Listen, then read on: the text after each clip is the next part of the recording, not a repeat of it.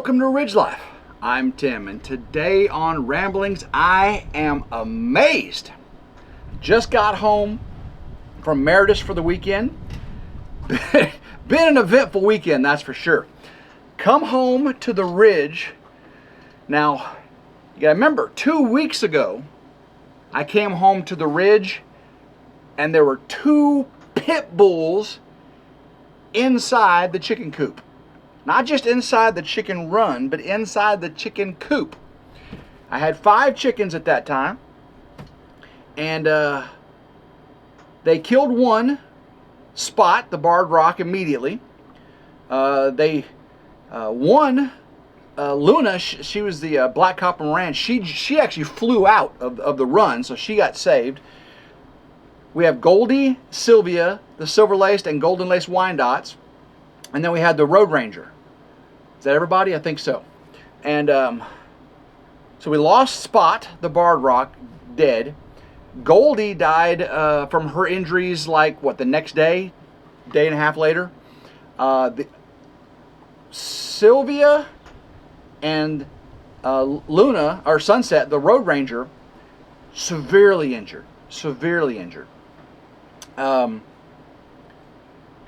Giving them antibiotic shots every night on roost, spraying them down with Blue Coat, that antiseptic spray that turns everything purple. I was amazed that Sylvia was the only one that's been lost. It's been 2 weeks. Some people said, Tim, put those poor chickens out of their misery. But I was watching them closely. I was looking for signs of severe distress. Now granted, they were severely injured. There's some lacerations across their back, their necks, and they are not laying eggs. Of course, Sylvia was already pretty old, so she pretty much was not laying very many eggs anyway. But Sunset, the Road Ranger, she was.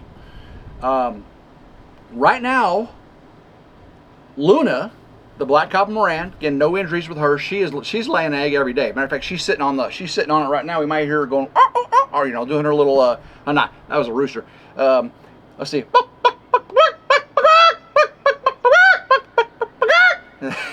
That's their egg song, right? Whenever they start to lay an egg, and Meredith loves when I make sound effects. She just loves my sound effects, by the way.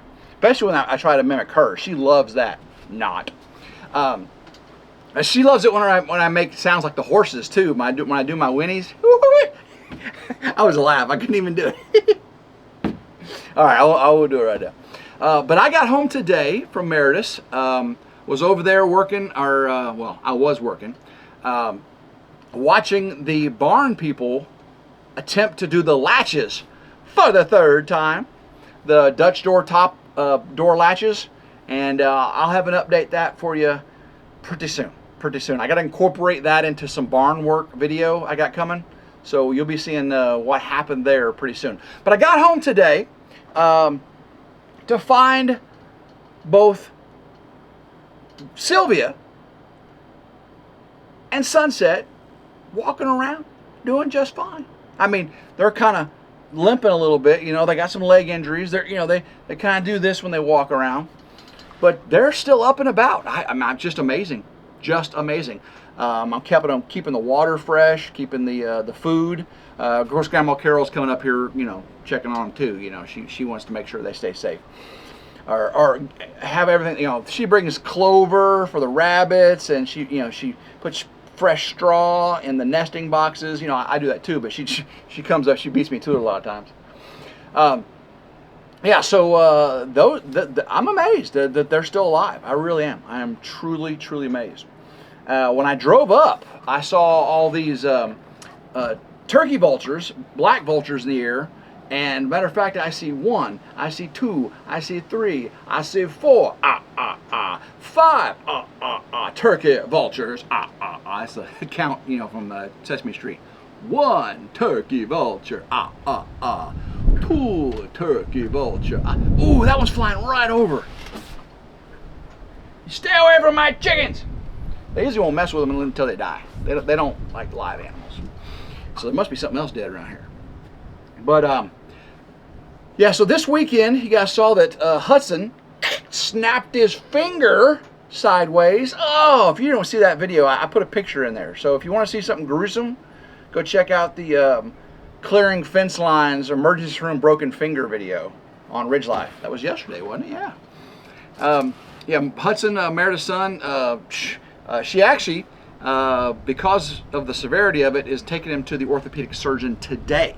She was gonna, due to Willa's testing and stuff, she was gonna have to wait till tomorrow, but she's like, no, we're gonna take him today. So she's actually taking Hudson to the orthopedic surgeon today. So I'll find out how that goes here in a little bit when she calls me. Pray that all goes well and he doesn't have to have surgery. You know, hopefully they can split it up and everything will be fine. Don't have to go in there and do any reconstructive surgery on the tendons and ligaments, because then seriously, it was like that. Oh, it was terrible. It was terrible. So Willa had testing today, and hopefully she did well with that.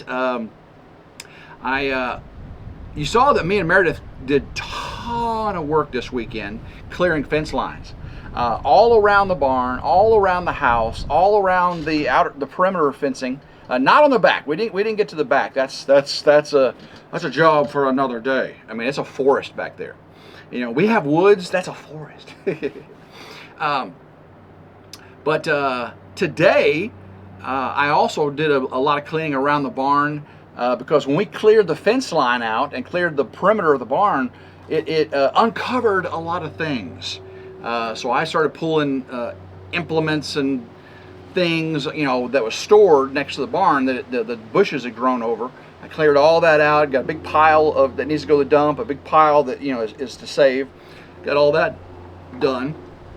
Did a little housekeeping too for a while I was there. You know, she is a hard-working mama. I'm telling you.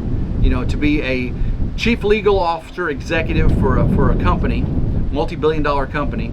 To be a mom, single mom of 2 kids that, you know, both are very, very active in football and dance and all those other things, and of course to be, you know, girlfriend of or fiance of a YouTuber. You know, I keep her busy just in, you know, in the things I've got going on, and she's just a very, very busy woman. So where I can help her out just a little bit, I try. She did end up making this weekend an amazing meal.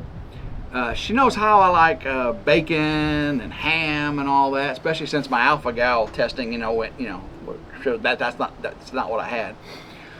She ended up doing the country ham wrapped and bacon wrapped ravioli.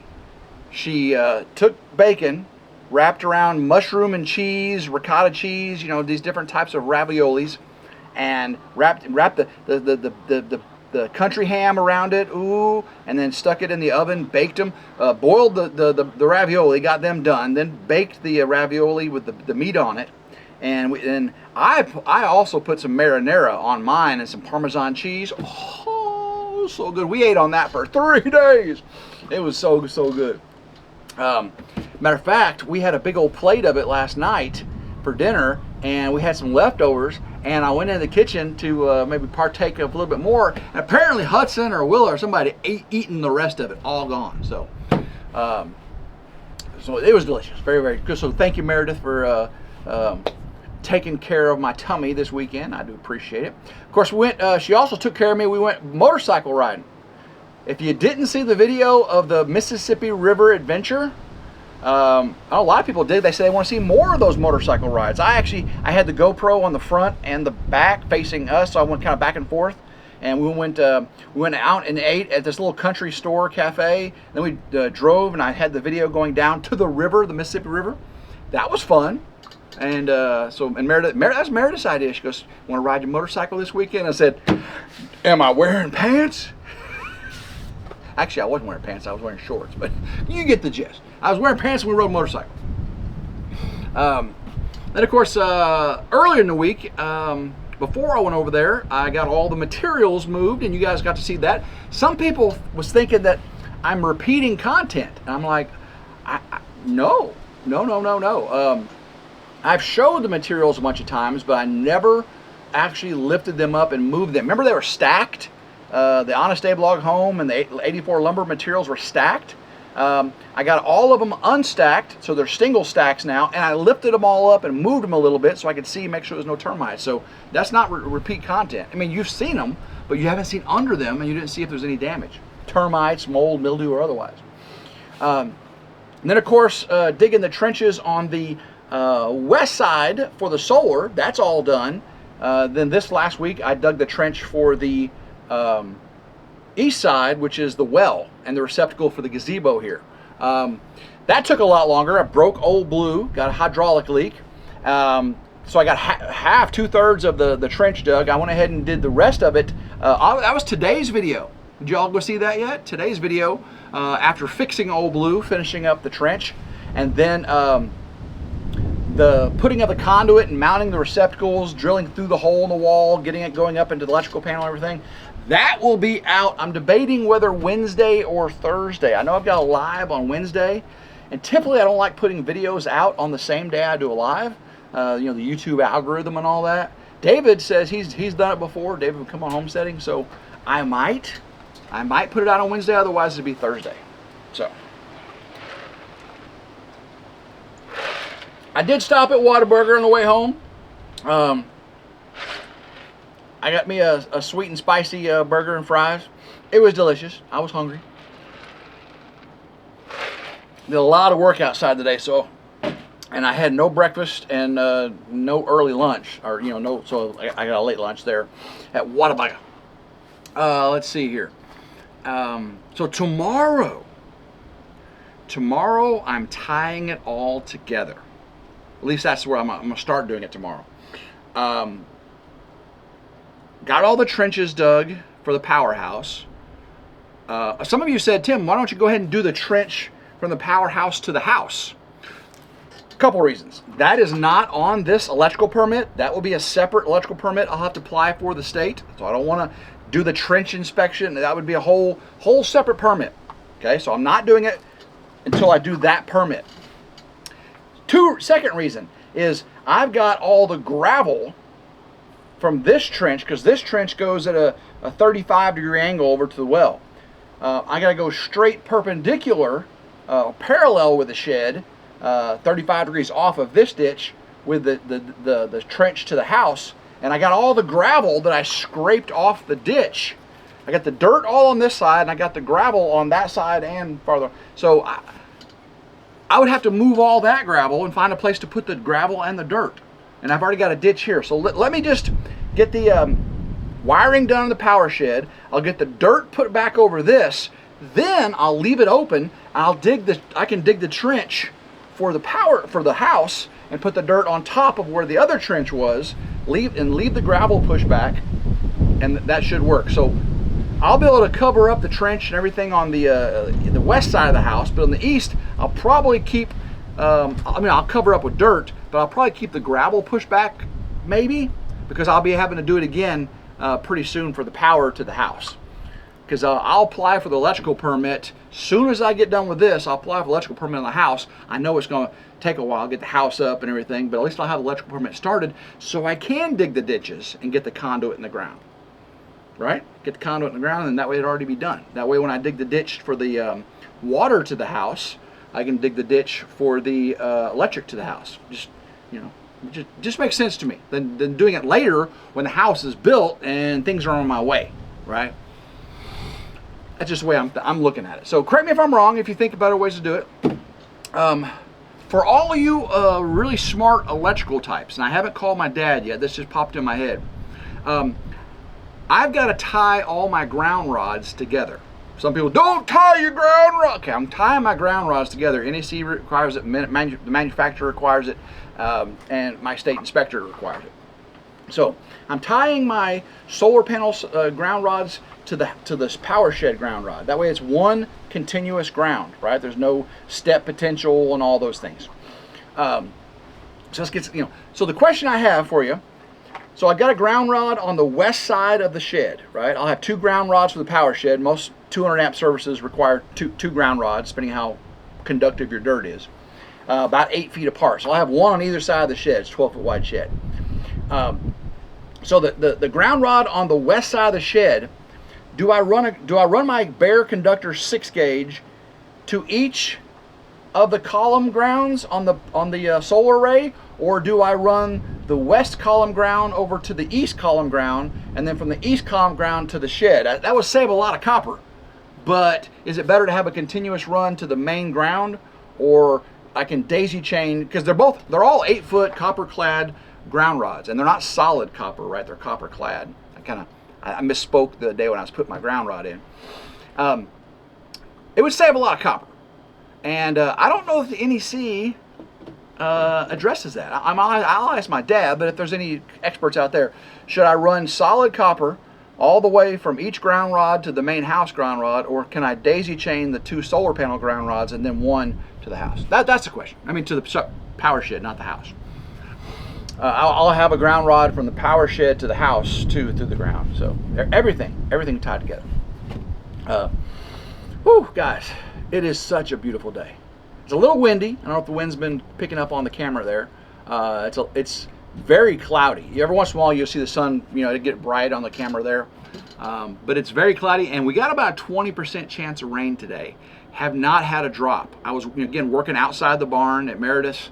The barn latch people were here. Ooh, and I got they did something that me and Meredith and I were not expecting. Summertown Metals did something that we were not expecting. So you'll see on the video what that was on RidgeLife. All right, guys, I think I've rambled enough today. I've got to start editing some video to get out to you, and I gotta make sure I continue to water. I'm still working on the chickens. Oh, I gotta put the chicken new ground rod in. I bought another ground rod, and it came in from Amazon missing parts.